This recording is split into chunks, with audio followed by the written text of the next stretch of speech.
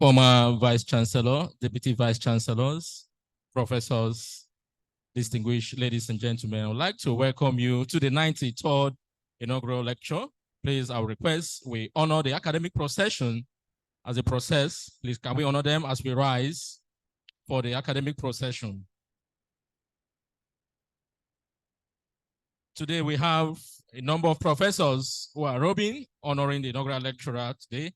We have Professor T. Adolphus, Professor E.O. Ehirim, Professor Vivian, Professor Joy Amasil, Professor Paul Nadube, Professor A.A. Ojule, Professor F.G. Obomano, Professor A.B. Wanzoma, Professor A.H. Igoni, Professor C.P. Opaka, Professor Christopher Ayakwo, Professor D.I. George, Professor Diko Edinoboye, Professor Emmanuel Kulo, Professor I.K.E. Ekwozo, Professor James Didier, Professor John Sodiki, Professor K.K. Dagde, Professor Lebele Alawa, Professor L.D. Barane, Professor M.O. Akosu, Professor N.S. Amadi, Professor Mokaro Obiri, Professor Nome Davis, Professor S.O. Nkakine, Professor T.W. Jacks, Professor Ayo Ubong, Professor W.J. Obulom, Professor H.O. Wakwala, Professor Nade, Professor Jones Chaja, Professor F.B. Sigalo, Professor T.J.K. Edira, Professor Hilario, Professor Boma Dambo, Professor M.D., Professor M.E. Akpomi, Director, Institute of Education, Professor E.E. Olo, Director, IPPTO, Professor Precious Ede, Director, Academic Planning, Professor T.K.S. Abam, Director, Advancements and Linkages Center. So have Head of Campus Eche, Professor M.J. Ayotamono, Head of Campus Sakbenwa, Professor Eddie Chuk, D. Ayekine, Dean of Communication and Media Studies, Professor Richard Amadi, Dean, Faculty of Education, Professor Joseph Vepene, the Dean, Faculty of Environment, the Dean, Faculty of Humanities, Professor A.O.I. Gabriel, the Dean, Faculty of Science, Professor Confidence Wanchuku, the Dean of Student Affairs, Professor Bright Opara. We'll have the Vice Chancellor, Professor Lerum Esokobele, the Deputy Vice Chancellor Admin, Professor Victor Akujuru, the Deputy Vice Chancellor Academic, Sydney Ayinda, the University Librarian, Professor Jennifer Iguela, the Chairman Senate Lectures Committee, Professor Hudson Okoima, the University Orator, Professor Isaac Zeb, Professor J.G. Akpa, the Inaugural Lecturer, Professor Mrs. Falilat Taiwo Ademiluyi.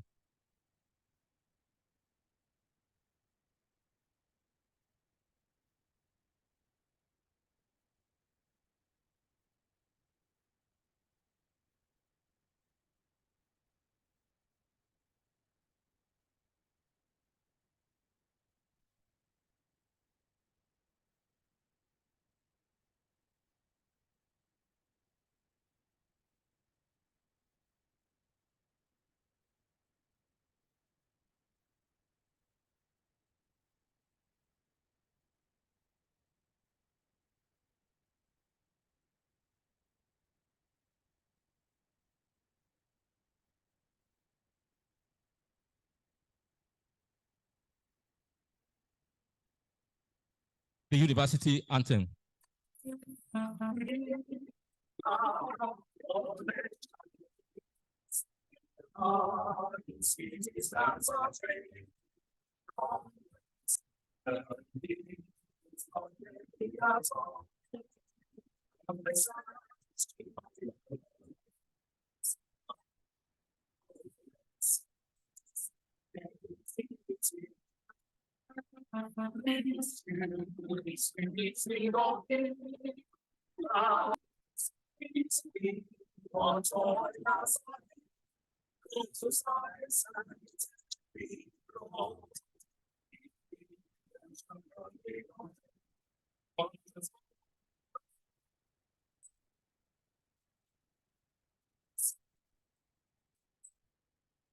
Please, you may have your seats. Vice Chancellor, sir, permit me to invite for the opening prayer the acting coordinator, DLSF River State Deeper Life Campus, Baridam. Please, can you come forward for the opening prayer?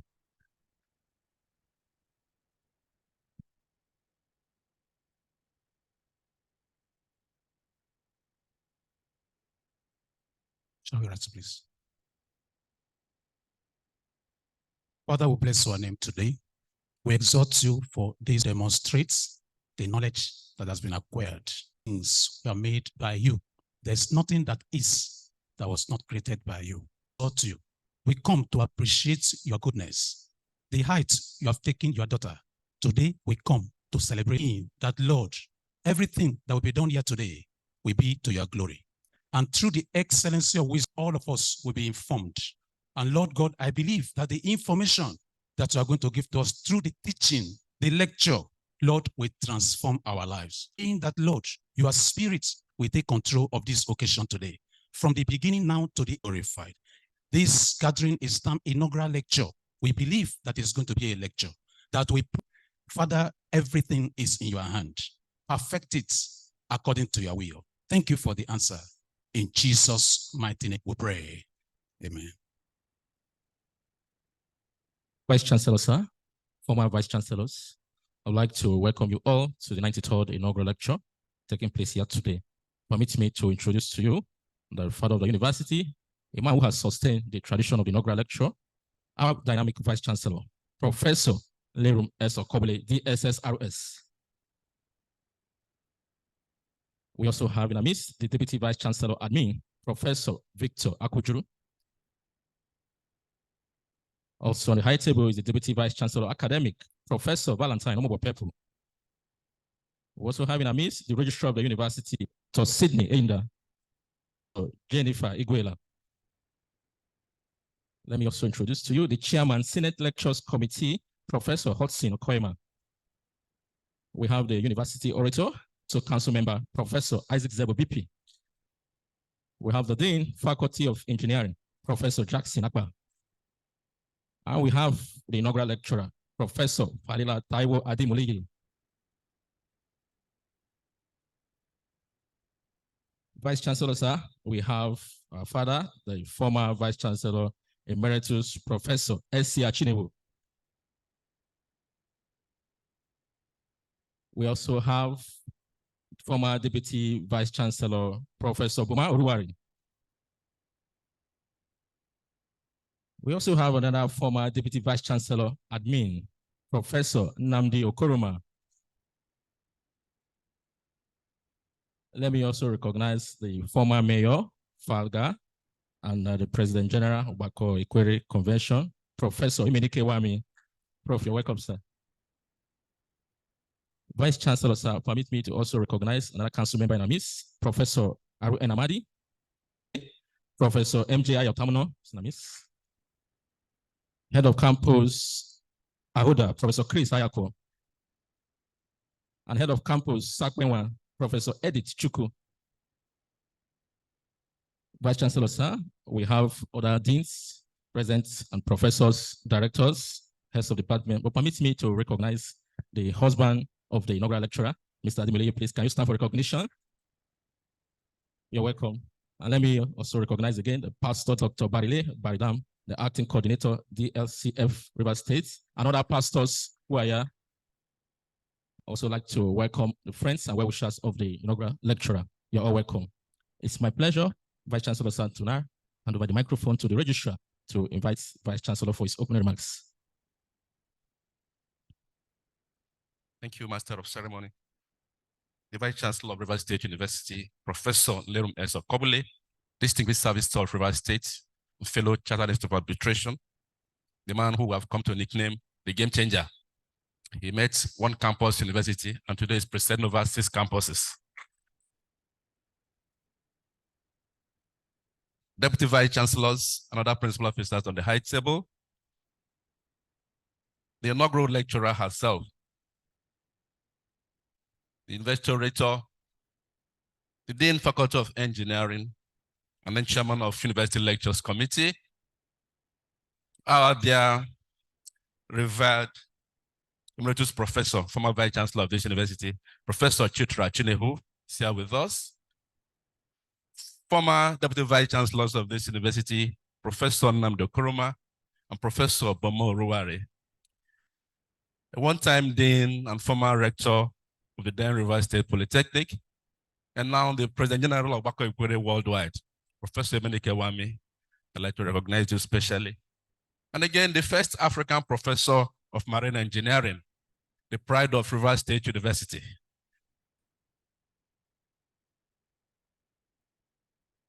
Professor KDH Bob Manuel.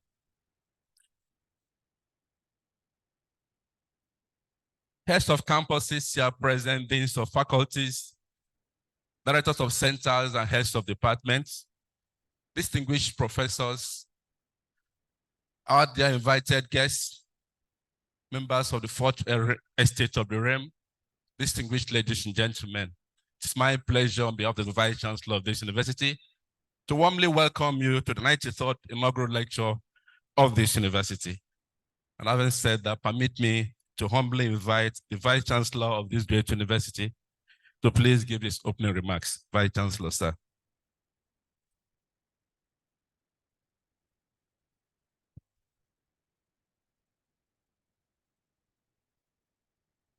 The Deputy Vice Chancellors of this great university, Admin, Professor Victor Akujuru, Deputy Vice Chancellor Academic, Professor Valentine Amubo-Pepo, the former Vice Chancellor of this university, Emeritus Professor Simeon Achinehu, the Registrar of the university, Dr. Sidney Enda, the Librarian of the university. I think please permit me to stand on the established protocol so that we can save time. Before I start, please, may I humbly request those of you on this row, can you just promote yourselves by one more seat? Move forward. Promote yourselves and move forward so that we can have a more compact.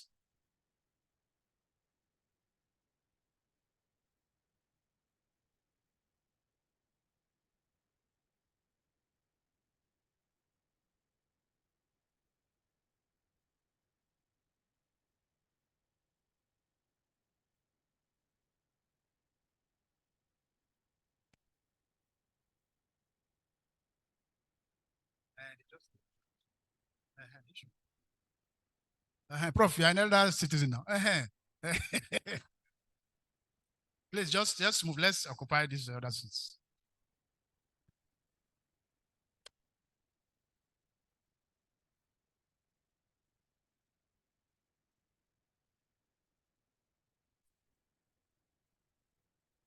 As in the front row helps us to identify the latecomers. Before I start, let me apologize on behalf of the university that we are starting a bit late. It's not in our character at all.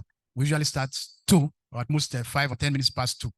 But we are receiving the exit meeting. We're having the exit meeting of the NUC accreditation panel for one of the programs in the university. So that took our time. Distinguished ladies and gentlemen, it's a special privilege and honor for me to welcome you to the 93rd inaugural lecture of our university today. If you look around, you can see that the university is growing and growing very, very well. We've been having inaugural lectures back to back. You can see the number of professors has increased. That shows that the university is growing. At a particular point in time in this university, you could just about over 200 professors.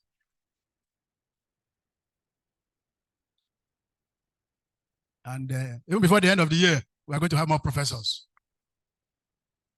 So, distinguished ladies and gentlemen, as I said, it's a privilege for me to welcome you to this inaugural lecture. This lecture, Ademiluyi, a professor of unit operations in chemical engineering. I like to say that Professor Ademiluyi is a very humble, consistent, focused lady who has done the university proud in several areas of her professional competence. She's a woman of integrity, and that shows in all that she does.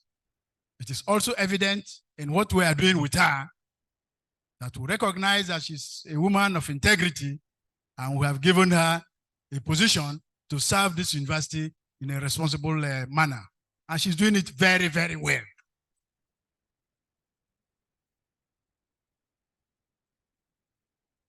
The topic of the lecture is also very interesting. It's a unit operations application in the development of local content, a key to Nigerian economic growth. Now, we are talking about development. We talk about development, you need to talk about economic growth. And how do you get economic growth? It's when you combine the factors of production very well with the expertise that is available, particularly the technical expertise in this particular area of chemical engineering. I'm sure when you do that, you get a result that will move the country forward. For us as a university, we like to encourage things like this. We like to encourage people that are in particular areas of human endeavor to bring out the best to ensure that the country continues to move forward. The local content, you are familiar, we have a board, Nigerian Local Content Monitoring and Development Board with headquarters in Bayelsa, Yenagua. That board is doing very well, and I'm sure that the results of this lecture today will be communicated to them to be able to apply those things to ensure that we promote economic development of this country, particularly in the Niger Delta. Those of us in the Niger Delta will know the challenges that we have, but it's only when we utilize the opportunities created by experts like Professor Ademiluyi that we can actually maximize those opportunities for the benefit of the society at large. So we'll find out today whether our sister is actually qualified, whether we did well in deciding to promote her and appoint her as a professor of unit operations at this university. Distinguished ladies and gentlemen, without wasting time, it's my special privilege again to welcome you and to invite you to just listen attentively to this erudite professor, a professor that is of renowned competence in her special area of chemical engineering. She will drill us, she will drill us, she will show us, she will direct us on how we can achieve economic growth. Ladies and gentlemen, welcome to the 93rd inaugural lecture of the Rivers State University. Thank you, and God bless all of us. Thank you, our Vice Chancellor. Vice Chancellor, sir, permit me now to invite the University Orator, Professor Isaac Zebo BP, to do a citation on the inaugural lecturer.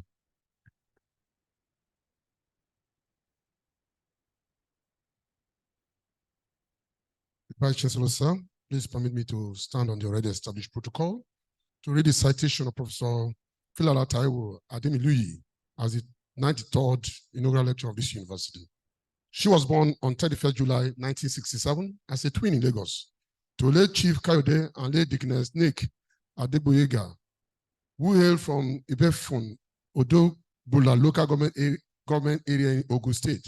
She completed her secondary education in Aladura, Lagos, for advanced level. She later gained admission to study polymer engineering at Lagos State University, Ojo, Lagos, in 1986, and later transferred to University of Lagos, Akoka, in 1988, where she completed her BSc in chemical engineering with a first class from the Department of Chemical Engineering in 1991. She completed her Master of Technology degree in October 1990 and PhD in chemical engineering in 2009 at the University of Science and Technology, Port Harcourt, as a graduate assistant in January 1997, while awaiting Senate approval of her tech degree because of her excellent performance with a GPA of 4.76. She rose through the ranks to become a professor in 2017. She has supervised many undergraduate, postgraduate, and PhD research works and published over 60 journals and conference papers locally and internationally. She has also authored 4 books. Professor Ademiluyi was acting head of department, Chemical Petrochemical Engineering, Akwa Ibom State University, Akwa Ibom State, Nigeria, during our 1 year sabbatical leave, and was able to pilot the University Commission and Korean. She designed and fabricated the laboratory equipment in unit operations for the Department of Chemical Petrochemical Engineering in that university for their first accreditation. She spearheaded the establishment and furnishing of the PG office in 2015, as well as the new office of the Journal of New Views in Engineering and Technology in the Faculty of Engineering in 2021. The first conference of the faculty was held virtually under her chairmanship as chairman of the Research, Development and Publication Committee of the Faculty of Engineering in 2021. She has held multitude of offices. She's still holding some of them, including being the chairman of the Independent Sexual Harassment Prohibition Committee of the River State University from 2022 to date. She is a member of the Council of Registered Engineers of Nigeria 2005, Nigerian Society of Engineers 2000, and fellow of the Nigerian Society of Chemical Engineering 2017. She has served as an external examiner at some institutions and for programs, namely University of Port Harcourt, Department of Chemical Engineering, Shell Postgraduate Scholarship Interview Panel, University of Uyo Postgraduate Program, University of Uyo Undergraduate Program, and even the Nigerian Society of Engineering, Chemical Engineering Division, Port Harcourt branch, 2011 to 2014. Namely, Award of Excellence by the Faculty of Engineering, University for her excellent performance and contribution to the growth of the faculty, 2021. 2, Merit Award by the Association in the success of the association activities in Port Harcourt, 2021. 3, Vice Chancellor's Best Staff Student Project Supervisor Award, 2014. Round of applause for that. She's the winner of the NMCRO-MRUDC Research Grant for Mathematical Modeling of Raw Materials Processing Equipment, Abuja, 2009 and 2010. She is also the winner of the ETF grant for construction of rotary dryer for drying fermented ground cassava, 2009-2010. Professor Ademiluyi is happily married to Mr. Ademiluyi.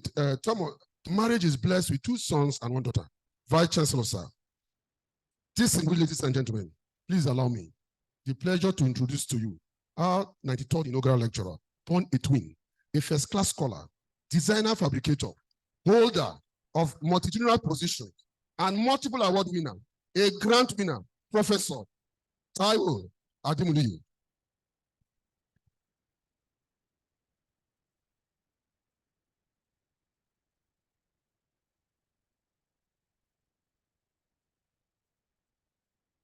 Chairman of the Governing Council, the Vice Chancellor and Chairman of this occasion, Deputy Vice Chancellor Admin, Deputy Vice Chancellor Academics, the Registrar and Secretary to the Council and Senate, the members of the Governing Council, former Vice Chancellors and Emeritus Professors present, former Deputy Vice Chancellors, former Registrars, Provost and College of Medical Sciences, Head of various campuses of the University, Dean of the Postgraduate School, Deans of Faculties, and Directors of Institutes and Centers, Head of the Department of Senate, Academic, Administrative, and Technical Staff, graduate and undergraduate students, Ministers of God of the Department of Chemical Petrochemical, Akwa Ibom State University, of the 4th Estate of Rem, APWEN, NSC, those online, you are welcome to this 93rd.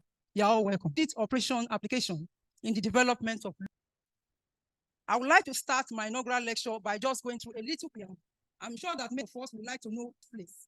It's a very interesting preamble. I'll be very fast because I don't have enough. Almighty who made it possible for me to present the 93rd inaugural lecture today. I recall you were the first to congratulate me 2018 at the professor, almost 1 year after my appraisal by A&PC, which was then backdated to 2017.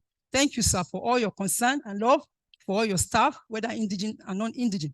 My journey to Port Harcourt. Actually, I completed my National Youth Service in 1992 at the Federal University and seeking the face of God to know where I should go after my youth service. After some days, I heard a voice, go to Port Harcourt. Therefore, I decided that, okay, I'm not returning to Lagos again. I quickly left Owerri for Port Harcourt to stay with my late uncle, Chief Ademiluyi Limited. And I was there working in that site work at Ebit Petrochemical. But while I was PBAT, I honestly wanted to, something that would, tax my brain. So I was not satisfied there at the University of Lagos, and I was admitted. But after praying about leaving again to go and continue my education in Lagos, I found that God was not leading me back to Lagos, even though I had a first class. I then remember that I saw an exhibition of products from Rivers State University, where the university was in Port Harcourt. On getting to Rivers State University, I went to the Department of Chemical Petrochemical and met the then head of the department, Professor Ademiluyi, who is also here. I showed him my master's, that I had a first class in chemical engineering, but didn't want to go back to University of Lagos, and that I want to do it here. He stood up and took me to postgraduate school, where we met the deputy registrar. I was given a form, I filled it and submitted all my credentials, and that was how I gained admission to do my master's here, because Professor Wami cared. If Professor Wami had informed me and said, sorry, we cannot do that, since you already have an note, and that's why we are here today. Thank you, sir. I completed my Master's of Technology degree in Chemical Engineering with a CGPA of 4.76, my journey into academics. I'd been praying to God concerning marriage, even after my youth service, while I was husband in the university. He answered that prayer, and I got married to Pastor Dr. Jacob Alabi in 1995, who was a senior lecturer in the Department of Science. Sadly, I lost him after a brief illness. That same year after the wedding, while in Lagos, some of our old staff know this story. I left Rivers State University for me, but later I got a job and started working as a chemistry teacher. There, I had another dream, and God showed me people suffering in RSUST, and I was moving among them, but was not doing anything, was not helping them. After this dream, I knew the death of my late husband will not stop my career at RSU. Therefore, I went back to my HOD and shared him my intention to work with RSUST. My HOD, Dr. S.C. Ovuru, was happy about my intention to come back, and I quickly applied as a graduate assistant approved by the then Dean, Professor K.I. Ademiluyi, and then Vice Chancellor, Professor Udiowe in 1997, January 97. Since I had a first class and one of the best students in the master's class, pending my approval of my master's result in October 1997. I left my new job at Brereton College, where I was earning over 5,000, to pick up a graduate assistant work to earn 3,000 plus. But I didn't mind, because I knew that's where God wants me to be. I then applied for the Commonwealth Scholarship and was nominated for the scholarship. But because of the long ASU strike, I lost my nomination with other 6 people that year. I went back to God again, and he said I should do my PhD here, and that I should continue the cassava work I gave my former student in the department, now Professor C.P. Ukwaka. I then enrolled for my PhD in 1988, but was disrupted by the movement of my main supervisor outside the state on a federal assignment. I reapplied again in 2001 and was given new PhD supervisor, Professor MFN Abowe, who by the grace of God supported me to complete my PhD in 2009. My PhD work, predictive models for drying fermented ground cassava in a rotary dryer, was the beginning of my research in local materials. 3 times in technology, but the Lord will hold me back with a dream. After the 3rd dream, I concluded that this was where God wanted me to be. And I give glory to the Lord for being here. Thank you. This is why we are here today, to talk about unit operations and the applications of it to development of local content. So you see, unit operation, what does it mean? It's a step in the process. Many of us have been involved in cassava processing. And when we pick cassava, what do? We peel. We need a peel to do that. That's a unit. And that's an operation. The act of peeling is an operation. After that, we wash. You need a washing machine to do that, if it's an industrial process. But if you are doing it locally, you just use your hand. That's the act of washing. Grinding, you need a grinding machine to do that. The act of grinding is a unit. So each of those steps in the process of production of our local gari is called unit operations.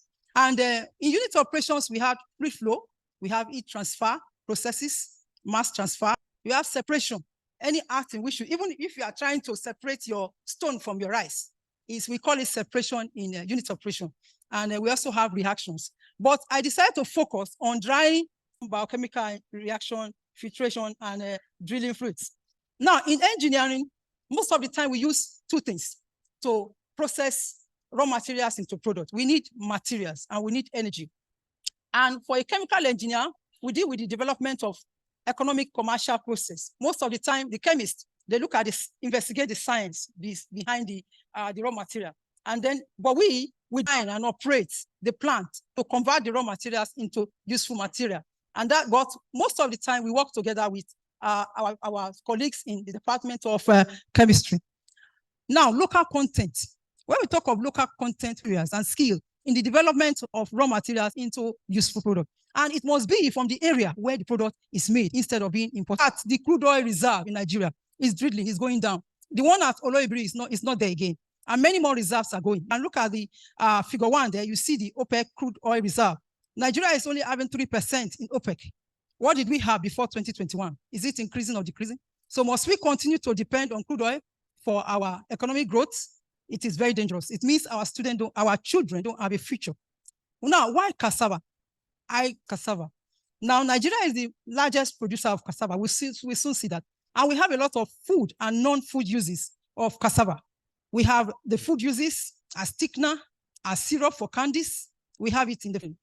We can make those syrups from cassava. Cosmetics, textile, sizing agent for whenever they are, placing the dyes on the clothes. Then you have the paper and the furniture industry. They use adhesive and glues, and most of this can be produced from cassava. And so we see we have a gold in our hand that we can use to replace the crude oil. So this is a table showing the cassava production all over the world. You see Nigeria at the top. We have it. But what are we doing with it? We are the largest producer. What are we doing with it? And that is why we are here. Now, if you look at the structure of starch has to, in the course of my study, I work with a lot of food scientists, Professor Chinewu, Dr. Joy, Professor Meba, and we put us together to look at some of these things before we go into the engineering. So we have amylose and amylopectin. And, if you look at, they're just like twin in those cyclic ring. If you look at the structure of starch, we have amylopectin there and amylose. And if you look at those structures, the ones in crude oil, we have benzene, toluene, oxylene, cyclopentane, and all the cyclose. They all have these rings, similar to what you have in the starch structure. And so it means that what we are doing with cassava and get our fuels from there. And that's why we can produce ethanol from cassava, because the carbon content, as you can see, is 83. In cassava, we can even have up to 80. But for this study done by my PhD student, you can see the cassava variety there has 75.116. So that structure, that element, and so that is why cassava can be, used to replace whatever we are losing from crude oil. But cassava has two problems. Spoilage after 48 hours. You also have the challenge of producing enough flour for food, for non-food uses, for biofuel, for drilling fluids, and other additives. That is a challenge. We don't have enough to process into that, because when it's there, after 48 hours, it's gone. But there are 3 ways we can process it. You can decide not to ferment it and dry it on the shelf, and that will enable you to store it for 6 months. Now, if you ferment it and ground it and frozen it, it can preserve it for more than a year in your freezer. And that's what I do. And you can decide to ferment it, ground it, and dry it. The shelf life increases up to 5 years. You can store cassava for 5 years once it's fermented, ground, and dried. The longer you keep it fermented, the longer the shelf life of your cassava. And so that solves the problem for our industrial approach. And these are more led to using this. Now, the first unit operation I applied was drying, because for us to use it to produce ethanol, we need to dry. And since we are having problem with producing enough, we need to look at a dryer that will be able to give us the quantity we need in time. And that's why I look at this last part of the unit operation, which is drying. But another area we need to look, we don't want our ethanol production or the non-food uses to compete with the food of man. And so we need to look at all the various cultivars that are available and see if we could find cultivars that we could use for non-food uses and cultivars we can use for food uses. And as you can see in this slide, you can see the amylopectin content of this TMS cassava. Some of them are very high. Now, amylopectin, as we have said, is not too good when it's too high. And that's why those cassava variety that you think are good for you, because it's giving you a very high yield, when you uproot your cassava and it's almost, filling up all your basin. You say, yes, this yield is good. But what's the amylopectin content? Very, very high. And by the time you take that cassava, you notice that your sugar level goes up. I have shown you before that, let me go back to it. look at when you hydrolyze the amylose, you are going to get glucose. And when the amylopectin, you can see it's branched. Look at amylose, look at amylopectin. Amylopectin is branched. The moment it gets into your stomach, it will distribute itself, form a lot of glucose, plenty of them. And that spikes the sugar.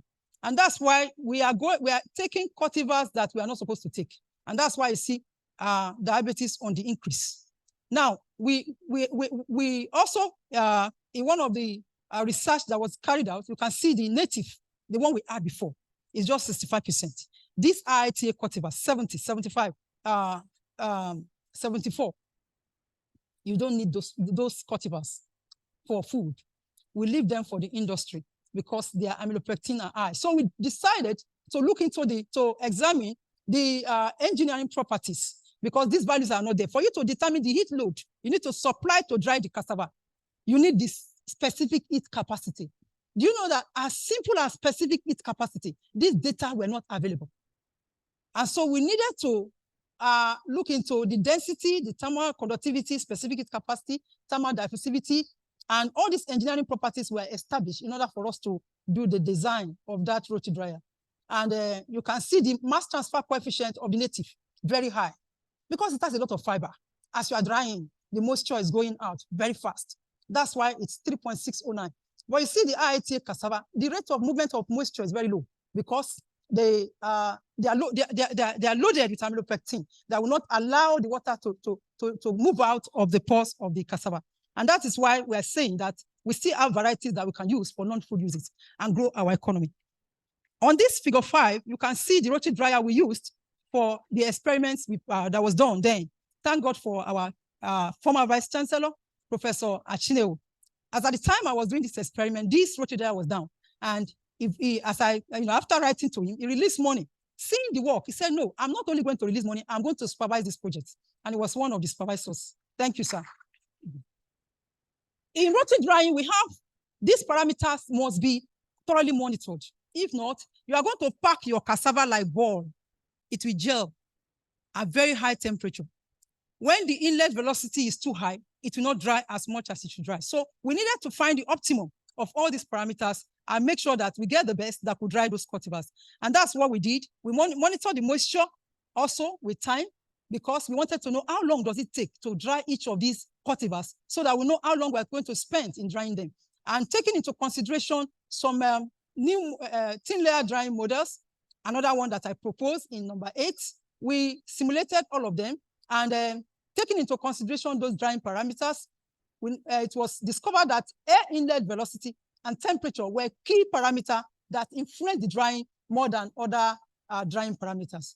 And with that, we're able to model the moisture based on especially the drying constant based on the temperature, inlet temperature, and inlet air velocity, as shown in those equations there. I'm very fast because my chairman has informed me that I have only 45 minutes. Now, we have predictive moisture ratio as well as experimental moisture ratio at the different temperatures and air velocities to show that our model fitted well. Now, we also look at the theoretical approach using the fixed equation of diffusion.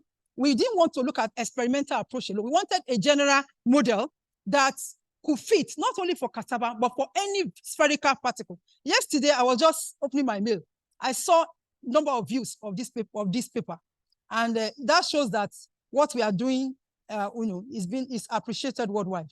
And you see, we model the roti dryer as a rotating cylinder, and we're able to get that equation 10 and also modify it to give 11 using different boundary conditions. And Professor Abowe before now developed equation 12. Equation 11 did not give account of the mass because it's thin layer drying. But we decided that we're going to give account of the mass, because when you are drying at a very large mass becomes a very important parameter. And so we inculcate and modify that to give us equation 14. And that equation we call Taiwo Ademiluyi model for predicting drying of any spherical particle in the roti dryer. That equation has not been contented by anybody. It's still there online and people are still downloading it. We use the dimensional analysis approach as well. You can see that model fitting perfectly into the experimental. We also look at try to develop a software so that when you input the feed temperature, your moisture content, the inlet air temperature, the inlet air velocity. You can get parameters that you can use to design your rotary dryer so that our local people, once we know the quantity of cassava you want to dry, we'll be able to input it in the software and then be able to tell you the length of your dryer, the number of flights you are going to need, the heat load that is required, and all the output parameters for that. This was done, and it's at the Faculty of Engineering Department. Our lab is there. And you can see the pictorial diagram of that rotary dryer. Now, this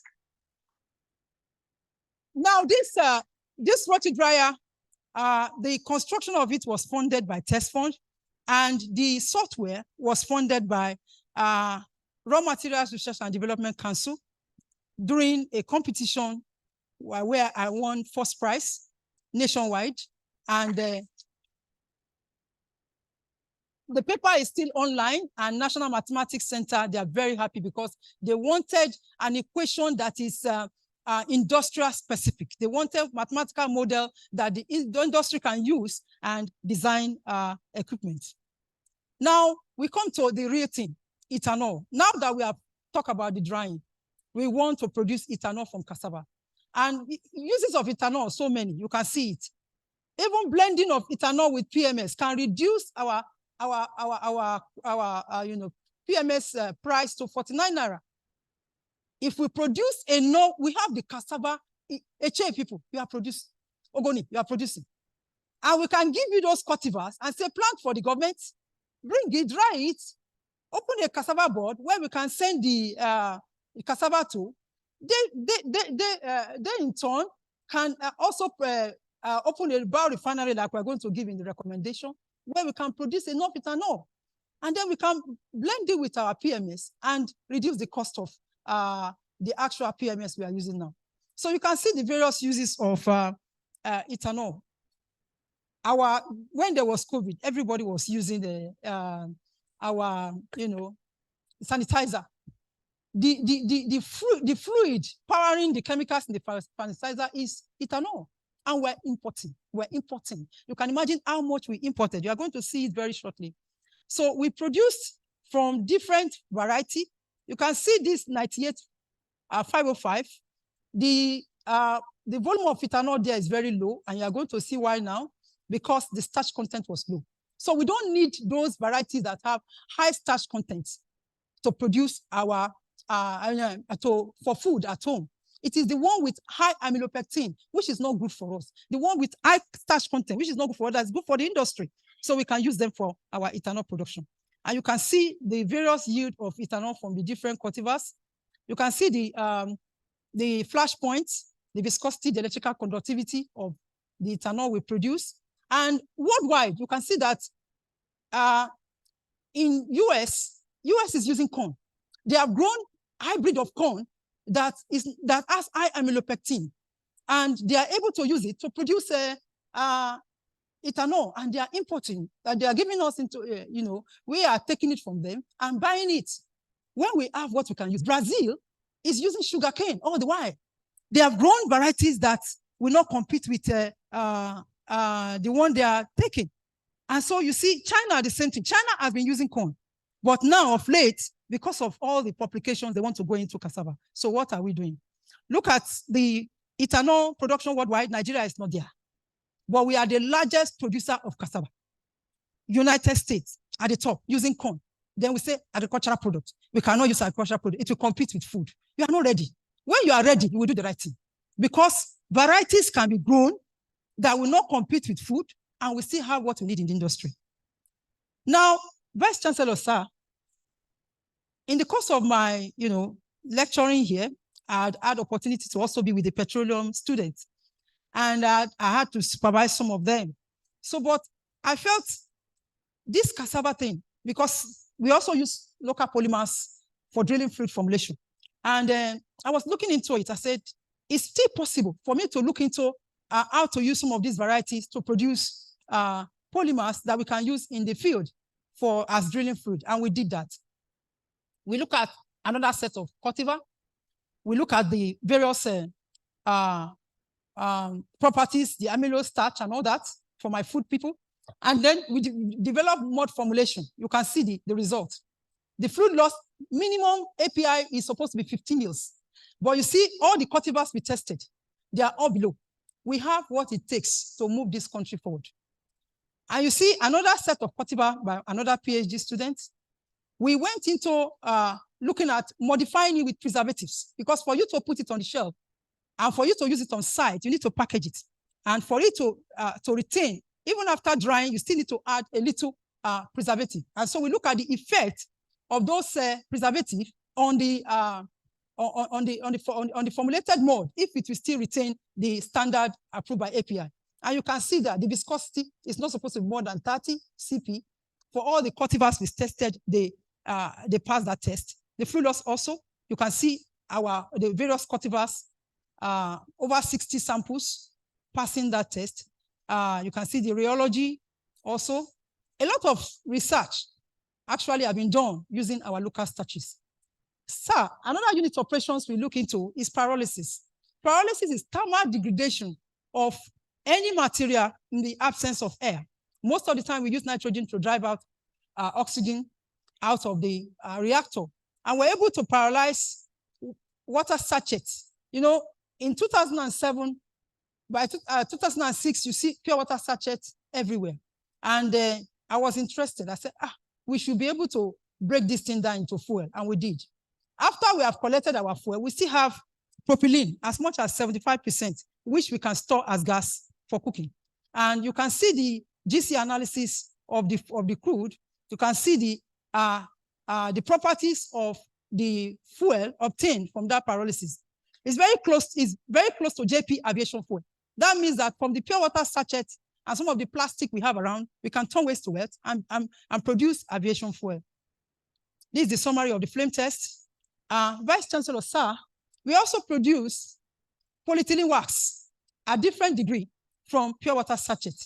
And that figure 30 is showing us that anything above 130, we're going to, above 140, we're going to have fuels, but below that, we'll have wax.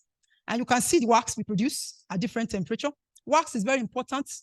So why keep all the sachets there when we can produce wax? If we don't want to produce fuel, we can produce wax.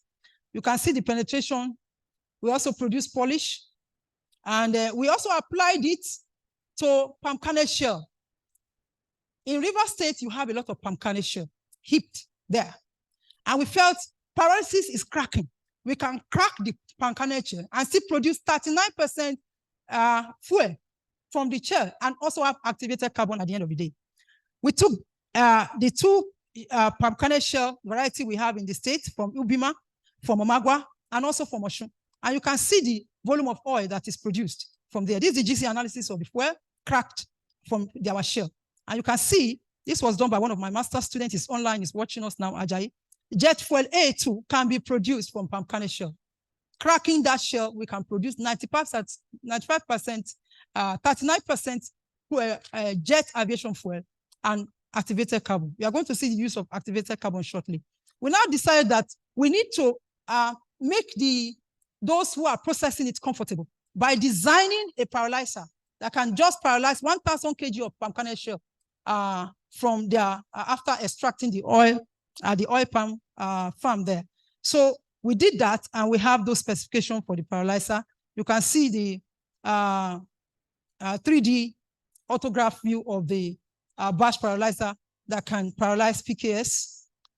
The fourth unit of operation, sir, we went into is adsorption.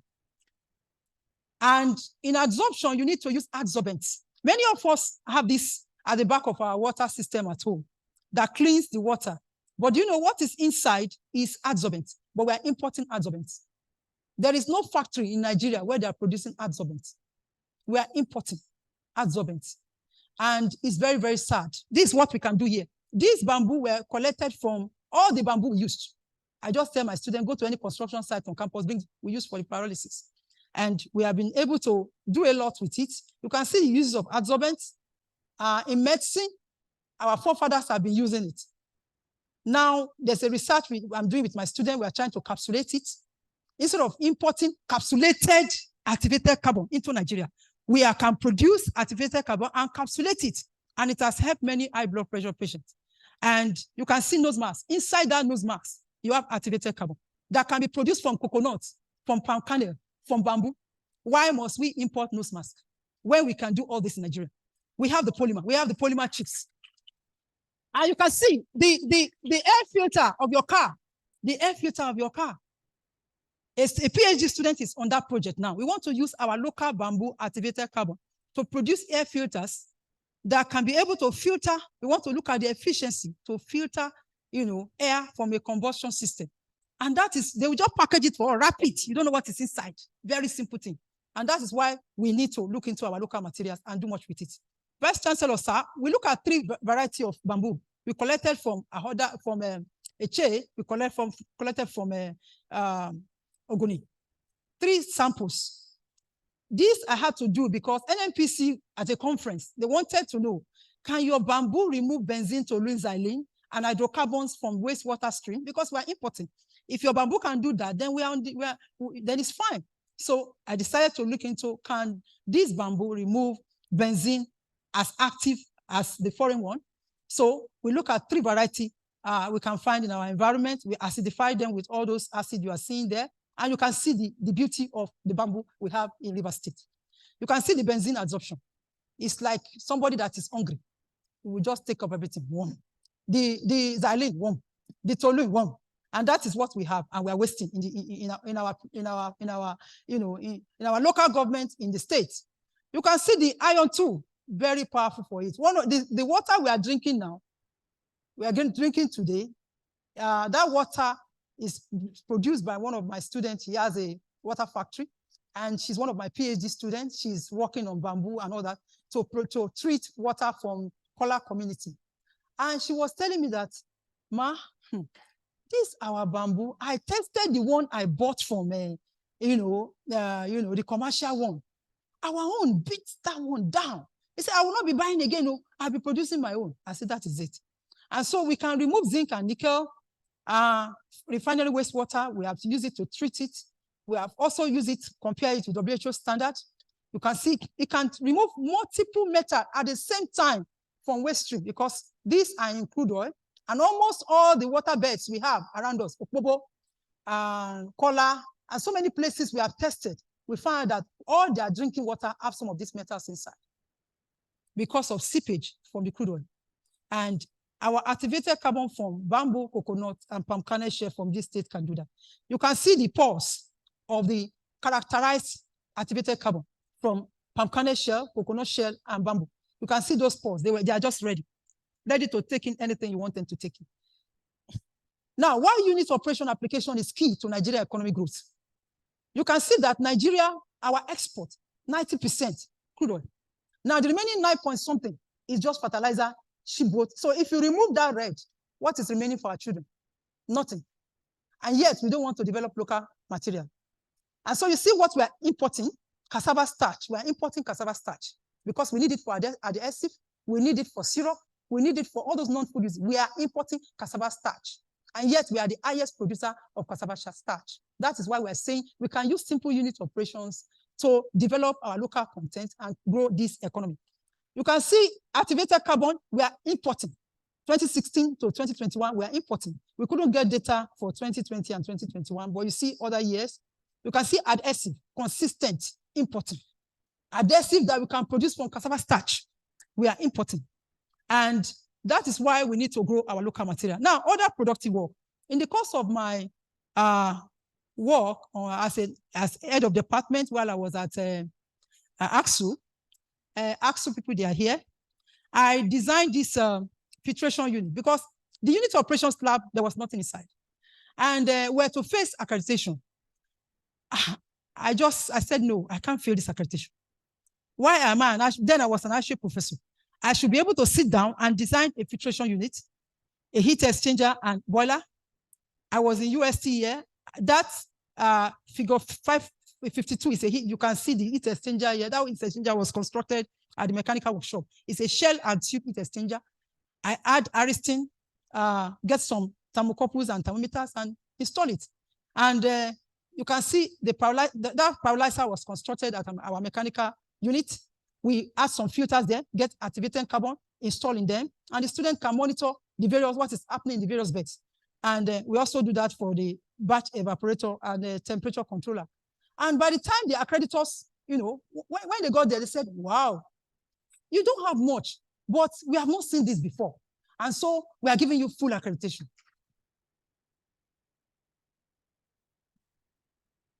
By the grace of God, in the course of my work with the students, chemical, processing, thank you. My students are there. So I've been able to publish these 4 books. Actually, for the first 10 years, I did not know about how to publish a paper. I was just writing books because I was feeling, when I go through the foreign books, the student cannot understand, especially thermodynamics and process dynamics. It's like war. So I say, no, I have to sit down and break this thing down so that the students can understand it better. And I spent it, that's why lecturer 1 to lecturer 2 was 10 years. It was when the accreditors came to accredit us, and they said, madam, you are the first class and you are busy writing books. You need paper to go up. I said, so I don't know. So I started writing. So, and that's it. Conclusion, we see that the same drying condition cannot be used to dry ground cassava except they have close engineering properties. And we have identified cultivars that can be used for food and industrial processes, models that predict moisture ratio, and others have been developed, softwares, high yield ethanol with good physical electrical property from all cassava using cultivars that will not compete with the food chain. And all that has been done, as I've also explained in my inaugural lecture. Now, recommendations. We need to establish cassava processing factories in all the local government areas of the state growing it to enable farmers process them faster into dry flour or starches. Establishments of cassava board like cocoa board. Most of our first generation universities were built with cocoa money. And when you put a nail on those buildings, they are standing, the nail cannot enter. They didn't build it with crude oil money. They built it with cocoa money, and nail cannot enter into those buildings. The one we are building with crude oil, you put a nail, it will just enter. And that is why we should know that we can make all that we need to bring to this country using our local materials. And so we can establish cassava board like the cocoa board. Once those processing factories are there, the farmers can bring it to the cassava board, sell it to them, and then once it will be available for the biorefinery established by government, at least in 4 regions of the country, we can produce ethanol. We can export ethanol. We are 85% of the ethanol we are using in this country is imported. 1.2 trillion every year. 1.2 trillion ethanol is coming into this country. We are enriching others. If River State decide to do that, the GDP of this state will never remain the same. All the unemployed youths will have jobs to do, and we will not be crying in this state. Establishment of a local content development board by River State government, establishment of a center for content development in our university with a well-equipped laboratory for such research as we partner with NCDB. Constant synergy between industry and the Center for Local Content Development in the university. Increase and continue funding of research on local content. Sponsorship of construction of unit operation is very heavy doing engineering projects. And when some people see me, they say, madam, your car is old. I say, well, it has to be old because I have to fund my students. I have to assist them for analysis. I have to make sure that they do their work. The funds are not there. So I cannot do 2 things at the same time. And so that is why the government should sponsor engineering to sponsor construction of unit operation equipment, equip labs so that these researches can continue. Researchers should be ready to give all that it takes and not just carry out research for promotion's sake. After you have been made a professor, you cannot enter lab again. Some of our colleagues, when they see me in the lab running up and down, they say, madam, what are you looking for here? What am I looking for here? This is my house. I have to work. The lab is my house. And so it's very important. When you become a professor, that is the beginning of the work. Ready to work together as a team of researchers from various disciplines. If you look at my co-researchers in my acknowledgements from different places, because my ideology in research, I must inculcate others. I'm only an expert in unit operation. I'm not an expert in food science. I must bring them in. And please, if we are going to develop our local content in the Faculty of Engineering, let us allow us to bring in because I have fought a lot of fights When I say my PhD student must be supervised by others, they say, no, in this department, everybody must be chemical engineers. That is a very wrong concept. We will not make headway in the development of local content. We must be ready to work together in various disciplines and bring out the best out of our research work. Research should be problem solving and not just giving a degree for us to develop our local material from farm to factory. Nigeria and River State have all the local materials to develop this state, reduce unemployment, and export to other states and countries using unit operations. Thank you.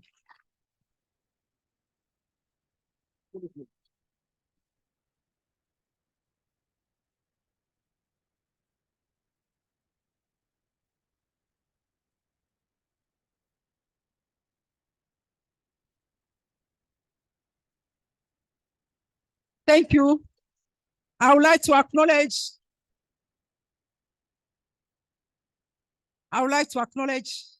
all the dignitaries in this meeting. I want to start from my God, my Savior. If you look at my name, Falilat, I was converted in my year 4, going to year 5 in the university. And that is why, because my WAEC and all other certificates still bearing the Falilat, and when I look at the meaning of the Falilat, it means true wisdom. So I decided to keep the name, but by the grace of God, I gave my life to Christ in my year 4 in the university.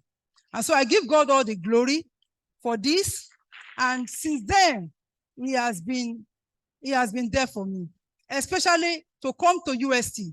Sometimes I would say, what happened? Who are the people that pray for this university? That even to leave the university, you will not be able. Okay.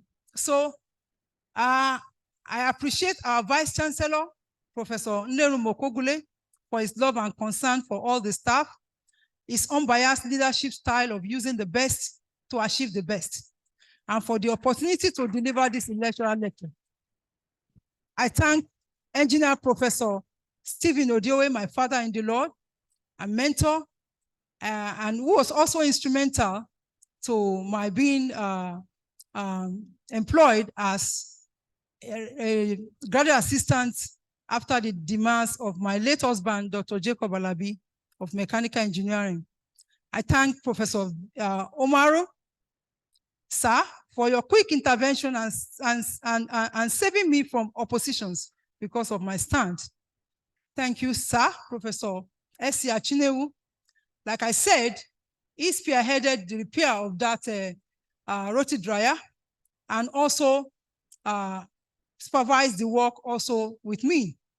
Professor Didier is the crowning Vice Chancellor who pronounced my promotion in 2017. Professor Fakai, God used him to move me from lecturer 1 to senior lecturer and then to reader.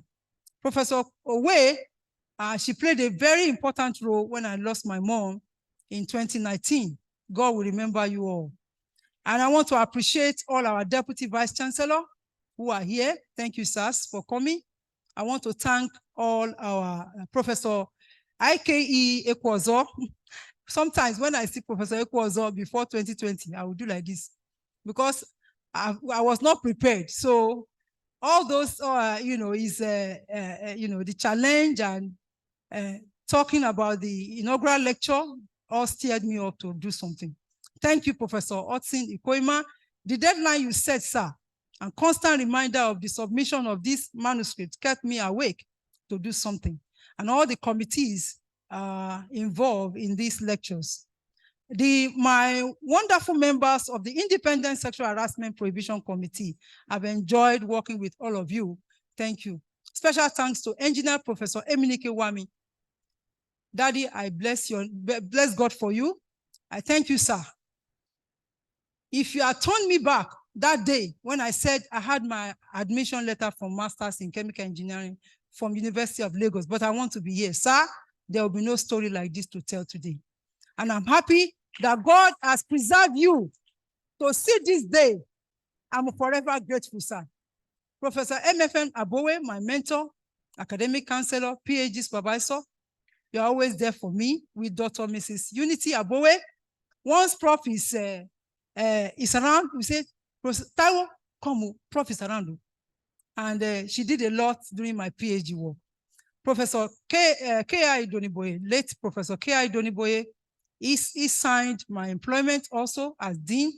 Late Professor S.A. Amadi, my Dean, who prepared my document for appraisal to the rank of Professor in 2017. I'm missing you, sir. God will not forget your children. The former Dean, Engineer Professor M.J. Ayotamno, Engineer Professor C.O. Ayako, taught me university administration by assigning key positions to me in the faculty. Thank you, sir.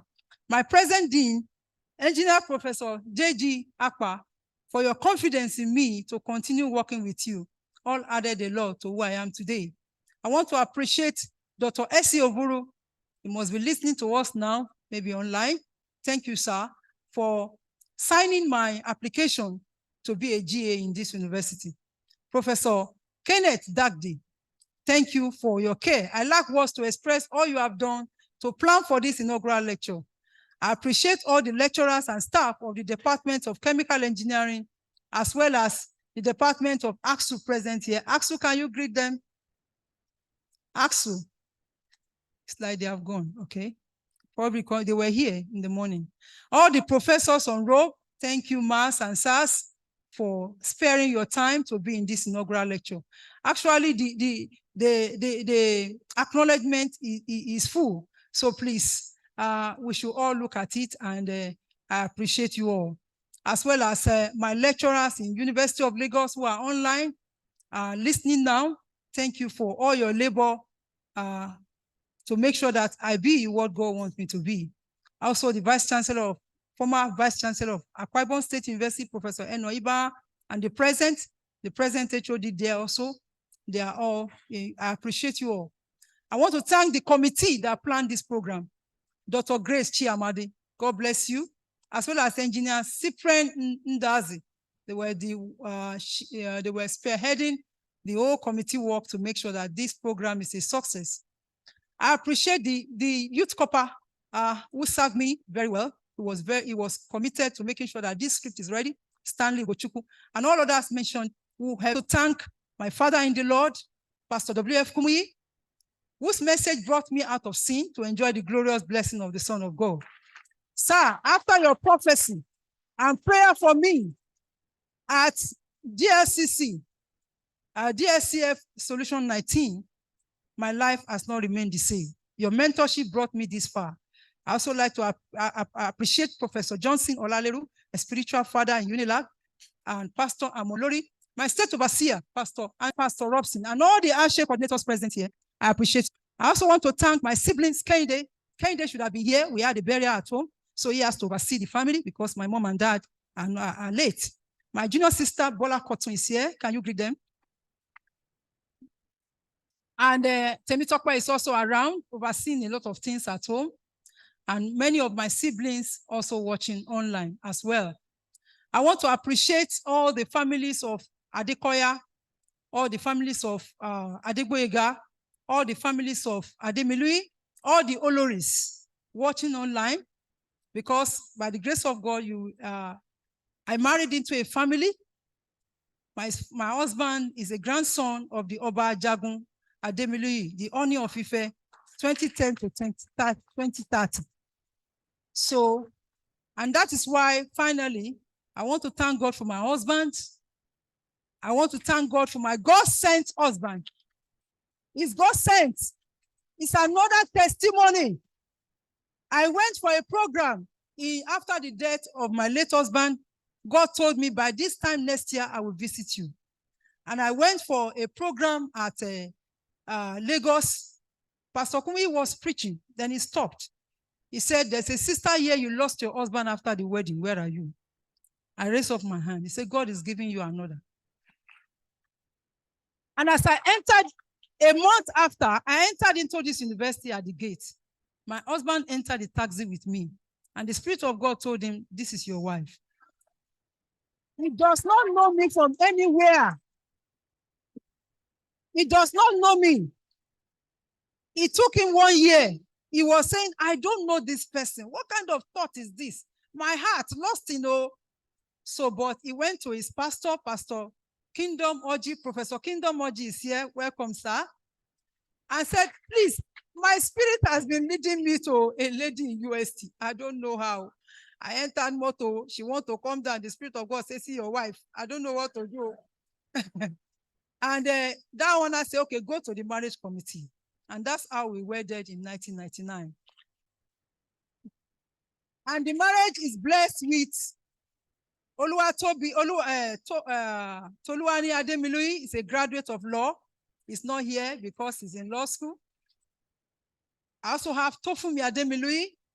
Tofumi decided that she was going to read chemical engineering because she's always querying me. She said, Mommy, when are you going to stop this cassava work now? Every day, cassava, cassava, cassava. But the cassava, steer her up. And she also joined me.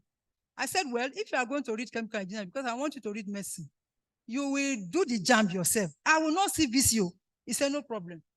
And she came in, first list. And by the grace of God, she's rounding up this year with a very good CGPA in the Department of Chemical Petrochemical Engineering.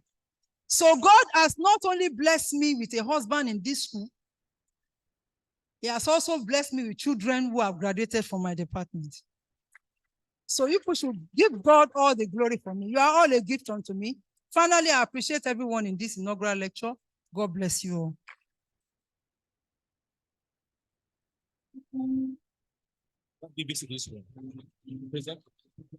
The lecturer will present a copy of our work to the Vice Chancellor.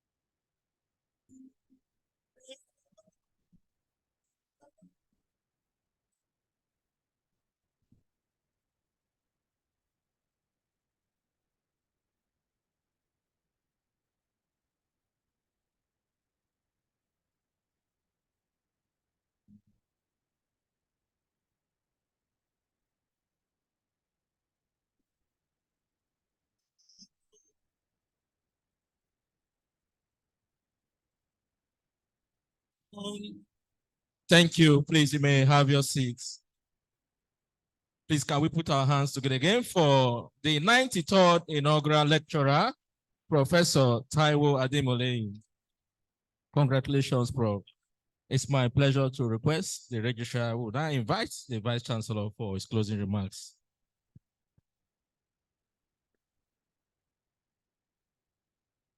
Thank you, Vice Chancellor, sir. Nothing now remains other than to invite you to please give your closing remarks. Thank you, sir. Thank you very much. Distinguished ladies and gentlemen, you can see the evidence is there.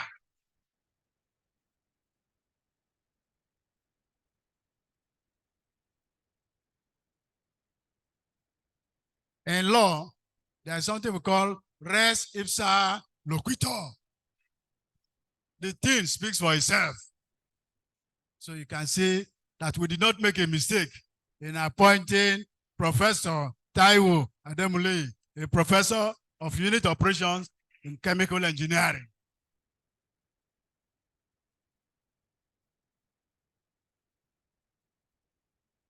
She has delivered and delivered very, very well.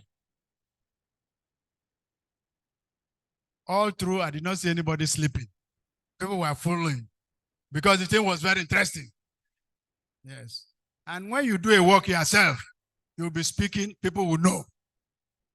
This one is evident that she did this research herself.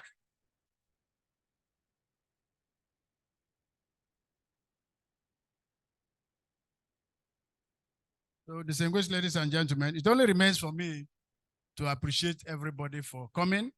And to try to just recap one or two things, just one or two things that she said that we'll always remember. And she started by tracing how she came to Rivers State University after her National Youth Service in 1992. She explained unit operations as a basic step in a process. Unit operations involve a physical change in chemical transformation, such as distillation, absorption,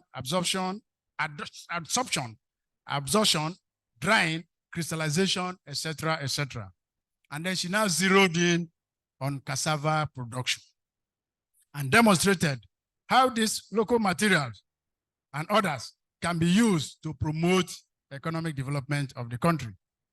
And she demonstrated the number of several researches that she has carried out on local polymers, that is cassava starches, palm kernel shell, absorbent, and how absorbent can be produced from a local products such as bamboo, etc., instead of importing these absorbents. And then she showed what we could benefit as a nation if we properly utilize the local materials available in the country through unit operations. And then arising from that, she made a number of recommendations, which I think is necessary to draw attention to, so that those that are in policy position will be able to look at some of these things and see how they can maximize those opportunities for the benefit of the country. She talked about the fact that cassava processing factories should be established in all the local government areas of the states. The establishment of cassava boards, like cocoa boards in the West in those days, that was used to develop the Western states. The River State government should establish local content development board. And then she also suggested the establishment of a center for local content development in the university with a well-equipped laboratory for such research.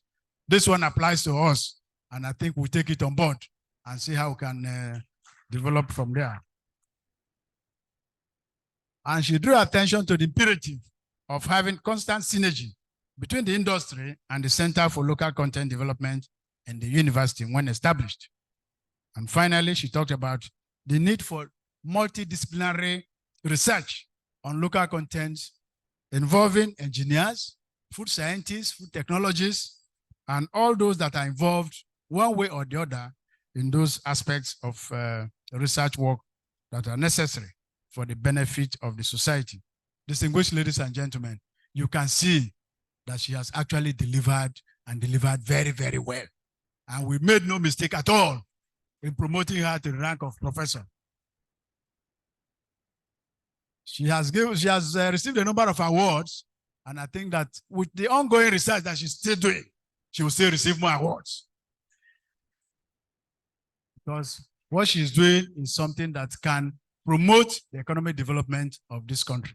And we only hope that policymakers will draw from this and see how they can utilize it for the overall benefit of the country, Nigeria. So, distinguished ladies and gentlemen, may I just request you to give her one more round of applause for this beautiful thing. Prof, congratulations. Thank you, and God bless all of us. Thank you, Mr. Vice Chancellor. It's my pleasure to invite the Vice Chancellor to decorate the inaugural lecturer.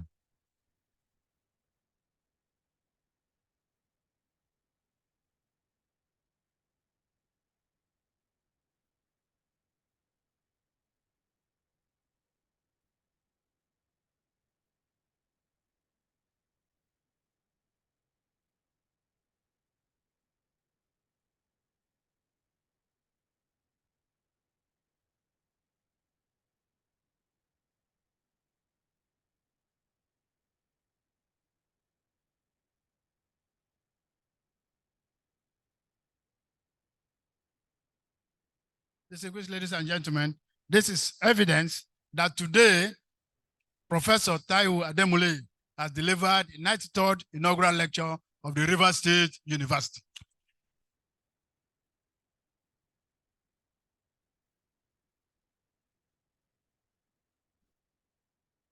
And as the lawyers say, this one is primary evidence that the inaugural lecture was delivered today. Congratulations, Prof.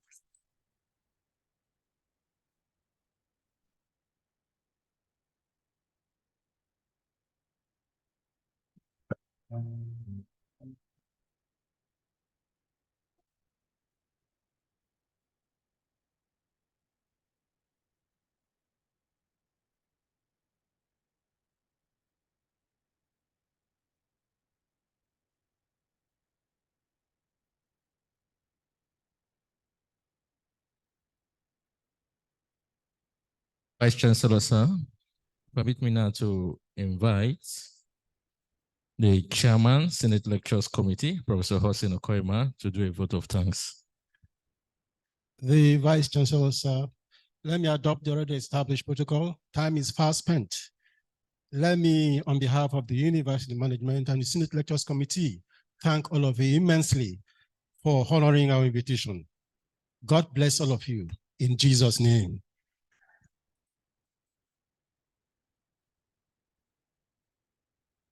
Vice Chancellor, sir, we've come to the end of the 93rd inaugural lecture. Permit me to invite our father, Emeritus Professor S.C. Achinewo, for the closing prayer. Let us pray. Our Heavenly Father, we thank you for a day like this. We thank you for supervising this lecture today that has ended peacefully and with joy. As we go home now, lead us home safely. In Jesus' name we are prayed. University Anthem.